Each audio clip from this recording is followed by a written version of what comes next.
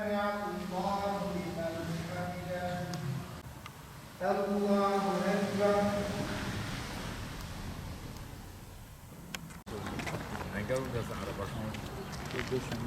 Yok ben hiç araba durduramıyorum da. Cuma'ya yakın bir zamanda elektrikler kesildi. Tabii benim haberim yoktu. Ben dedim belki genel bir elektrik kesilmesidir. Yani artık arıza mıdır veyahut çalışmalar mı vardır? Yani gerçekten biz öyle şekilde düşündük. Hatta yani namazdan sonraya kadar da bu şekilde düşünüyorduk biz.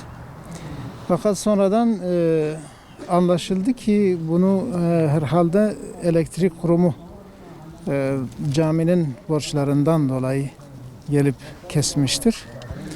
Fakat bizim tuhafımıza giden zamanlamadır.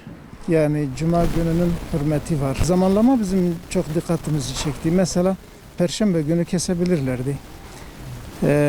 Pazartesi günü kesebilirlerdi ya da Cuma namazının hemen akabinde kesebilirlerdi. Tabii mesela biz demiyoruz ki mesela bu borçlar ödenmez. Buna hakkımız yok. Yani devletin bir şeydir. Hani bunu da aslında diyebilmemiz gerekirdi. Çünkü nihayetinde cami ümmetin malıdır. Müslümanların malıdır. Ve dolayısıyla yani bu zaten elektrik kurumu bir yerde bir eksiklik gördüğü zaman zaten vatandaşlardan tahsil ediyor bunu. Yani bir şekilde tahsil ediyor zamlarla, eklentilerle zaten yapıyor bunu. Hani mesela bu normalde zaten camilerden elektriklerin alınmaması gerekirdi. Biz bunu düşünüyoruz. Ha diyelim ki böyle bir düzenleme yapılmış. Yasalarla artık bir hak olmuştur. Tabii o ayrı bir konu da. Fakat yani Müslümanların tabii ki camilerine ve dini kurumlara sahip çıkmaları lazım. Bir mukaddesiyeti vardır caminin. Caminin varlığı, bir yerde caminin varlığı o yerin Müslüman olduğunu gösterir. Ezanların okunması oranın mesela yine Müslüman olduğunu gösterir. Bunu bizzat Peygamber Efendimiz Aleyhisselatü Vesselam söylemiştir.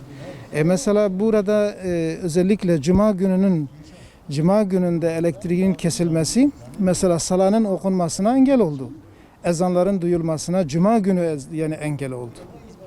Yani büyük bir meseledir bu aslında. Yani bunu yapan ben diyorum artık belki elektrik kurumunun tamamını değil fakat bunun emrini veren ve buraya gelip bizzat kesen de mesela biz burada bir art niyetin olduğunu düşünüyoruz. Yani bir kasıt var diye düşünüyoruz. Dolayısıyla yani bu sadece bu camiyle değil yani direkt mesela İslam dininin mukaddes bir kurumuna karşı bir uygun olmayan bir harekettir. Yani Müslümanların tabii ki buna sahip çıkması gerekir yani. Evet elektrikler kesildi. Biz çok şey yani çok mahcup olduk. Çok şey oldu yani. Ya tam Cuma'ya 10 dakika 15 dakika yani şeye başladığına hutbeye başlayacağına o saatten yani elektrik hayattan kesilmez yani bu bir şeydir yani bu sanki bu kasidir sanki yani yapılmış bu bizim camimize.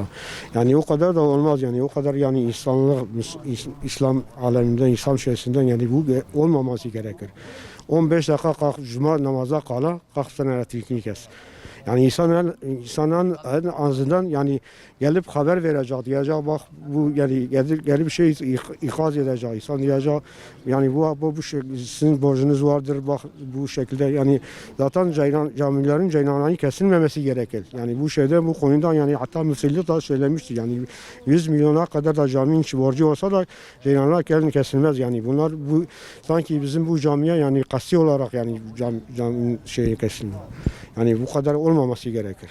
Şimdi ceylan olmadıktan sonra nasıl cami büyüktür, cami şeydir buna hem soğuktan hem şeyden yani her şeyden zorluk çekti.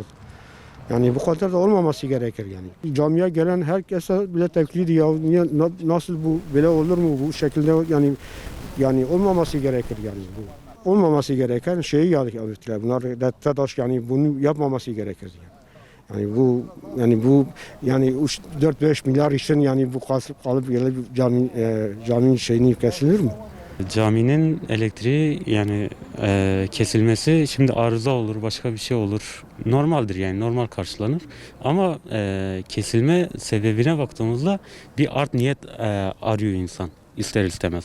Yani cuma vaktine girmek üzereyiz. Cuma'ya 5-10 dakika kalmış. Gelip elektriği kesiyorsunuz ve sebep olarak ne gösteriyorsunuz? Sebep olarak da diyorsunuz ki borcunuz var.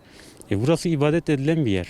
Yani ibadet edilen bir yerin elektriğini kesmek, ibadete gelmeyin, camiye gelmeyin demekten başka bir şey değil yani. Yani bugün baktığımızda fabrikaların elektriği niye kesilmiyor?